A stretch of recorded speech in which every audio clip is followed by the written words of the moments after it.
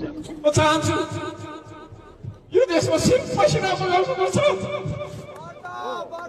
पसिनाको क्रान्ति गर्नुपर्छ होला हामीले।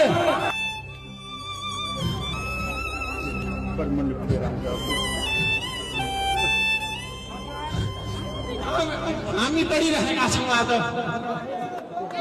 हिजो पनि एकजना युवा शहीद भएर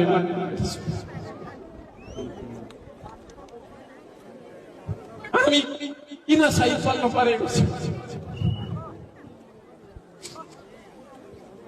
भन्दा हामीले कहिले पनि हामीले पसिना बगाउन सकेनौँ। म चाहन्छु देशमा पसिना बगाउनुपर्छ, पसिनाको क्रान्ति गर्नुपर्छ होला हामीले।